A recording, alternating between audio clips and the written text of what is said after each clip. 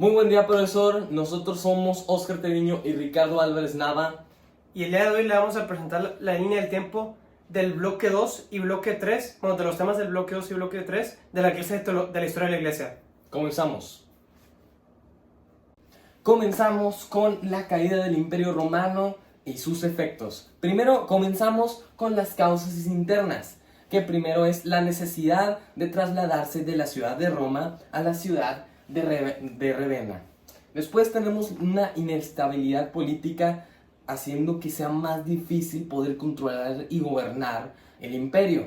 También tenemos los ejércitos mercenarios, que normalmente eran compuestos por extranjeros, por ejemplo francos o de otras naciones bárbaras, que no tenían tanta lealtad como un civil de aquel imperio. Y después tenemos una crisis económica y decencia moral, haciendo que sean más corruptos y sean más violentos al intento de querer hacer cualquier cosa. Después están las causas externas, viniendo con los pueblos germánicos que estaban presionando las fronteras, es decir, que no los dejaban expandirse. Había siempre peligros hostiles que los andaban amenazando desde afuera. También tenemos el saqueo de los visigodos en 410 y el de los vándalos en 455. Después tenemos el jefe de militar, el Odoraco, depuso al emperador Rómulo a ponerle fin al imperio romano del occidente. Después tenemos Después tenemos los efectos de la caída del Imperio Romano. Primero sería la ruralización. Ahora, antes de esta caída, tenían un promedio de personas, habitantes del imperio, por alrededor de 1 millón de habitantes. Pero ahora con la caída se decadó a entre 75,000 a 100,000 personas en el siglo VI. Después vino la crisis intelectual. Ahora, ¿qué es eso? Bueno, pues las escuelas cerraban debido a la crisis económica que estábamos hablando anteriormente, y la gente dejó de escribir y leer, haciendo que las lenguas se empiezan a desvanecer, como por ejemplo el latín. Después vino el colapso de la vida urbana. Ahora las ciudades ya no eran más sostenibles, solo existían pequeños pueblos y febos que se sostenían entre ellos mismos, y haciendo el comercio prácticamente una tarea casi imposible.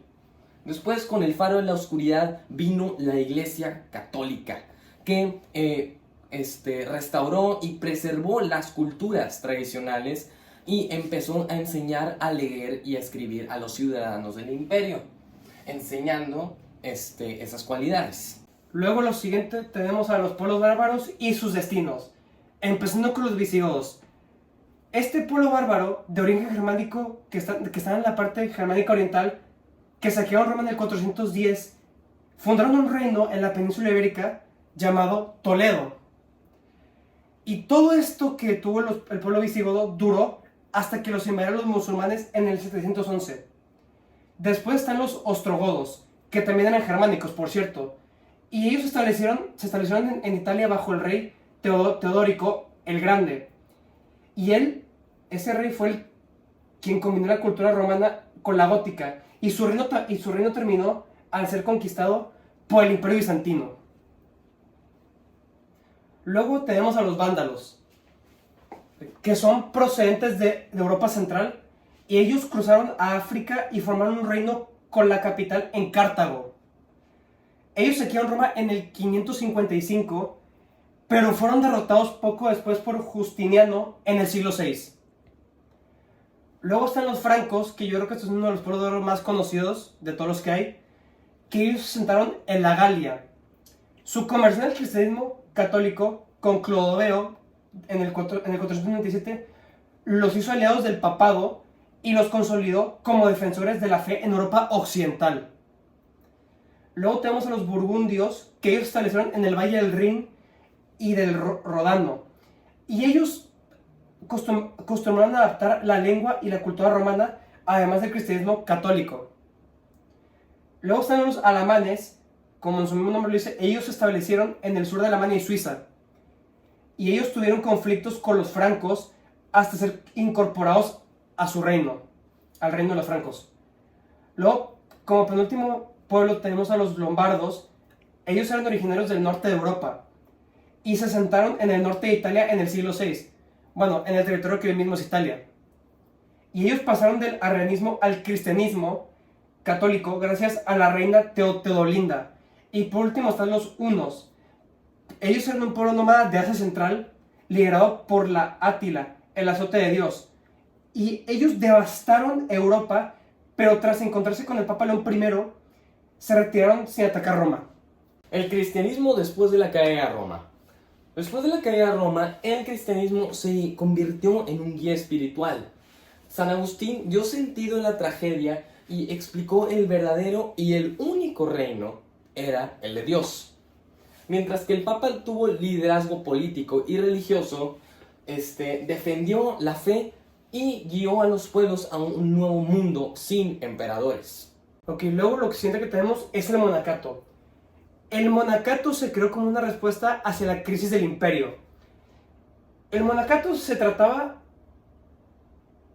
de comunidades dedicadas a la oración, al trabajo, fundadas por personas como San Antonio Abad y San Benito, que preservaron la cultura, la educación y la fe cristiana de manera efectiva en la Edad Media. El Islam. Arabia era un territorio nómada, es decir, que no tenían ciudades o pueblos oficiales, se movían entre terrenos y terrenos, con clanes sin estado unificado alrededor del siglo VI. En 570, Mahoma nació en la Meca, quedó huérfano y trabajó como un comerciante. Mahoma tuvo una visión sobre el arcángel Gabriel, dictándole lo que hoy conocemos como el Corán, allá por el 610. El mensaje era monoteísta y se dirigía a la justicia social y moral. Mahoma y sus discípulos huyen a Medina gracias a ciertas persecuciones y desagrados de la gente que era alrededor de la Meca. Cuando Mahoma murió en el 632, Arabia ya estaba unida por una nueva fe, siendo el Islam. Los primeros califanes se extendieron, la verdad, bastante rápido, con Jerusalén en 638, Egipto en 642 y África del Norte en 698. Después, el Papa, al darse cuenta de esto, buscó aliados con los francos para detener al Islam de seguir expandiéndose y asegurar que Europa siga siendo un continente cristiano. Ahora, aquí están los 5 pilares de la vida musulmana. Estos se llaman Shahada, que significa no hay más Dios que Alá, su Dios, o el Dios, sí. Después está Salat, oración de 5 veces al día en dirección a la Meca. Después está Zakat, la limosna es obligatoria. Después está el Son, que es ayuno durante el Ramadán, que es como la cuaresma, pero musulmana. Y por último, el Hajj, que es la peregrinación en la Meca, literalmente, ir a viajar en la Meca al menos una vez en la vida. Conversiones al cristianismo de los pueblos bárbaros. Como primero tenemos la conversión de los visigodos, que los visigodos, ellos al principio eran arrianos, pero se convirtieron al cristianismo durante el reinado del Recaredo a finales del siglo VI. Luego tenemos a los francos, que su rey Clodoveo se convirtió al cristianismo en el 497, lo que fortaleció su alianza con el papado, es decir, con el papa.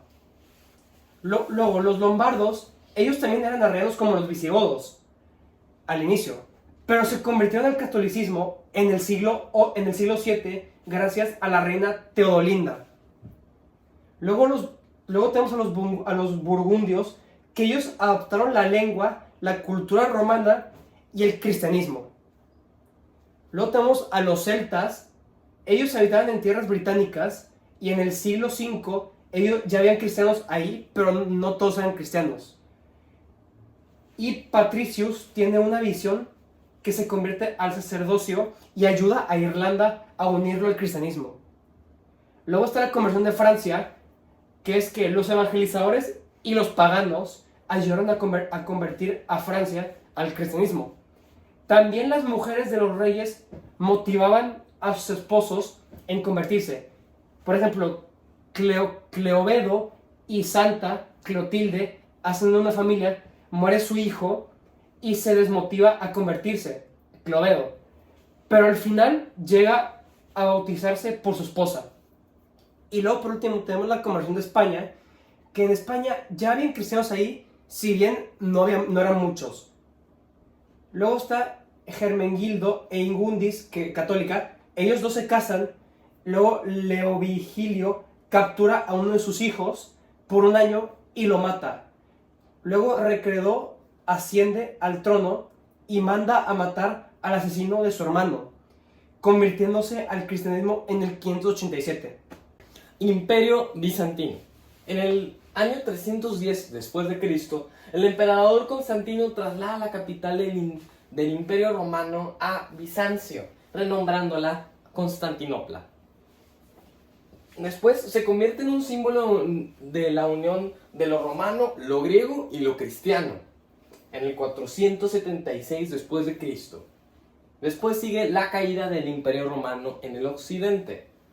Después, en Oriente, el cristianismo se mantiene fuerte bajo el Imperio Bizancio de 527 a 565 después de Cristo.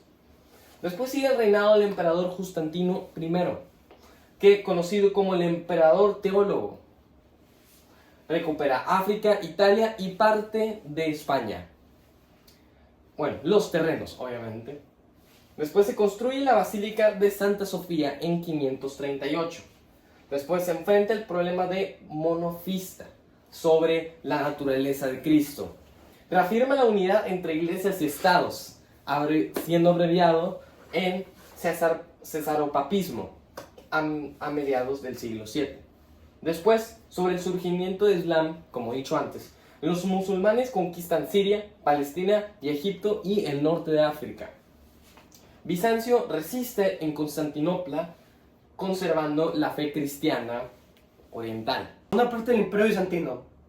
En el siglo VIII, del 725 al 843, sucede la controversia iconoclasta, en donde se prohíbe el culto a las imágenes, es decir, a los íconos.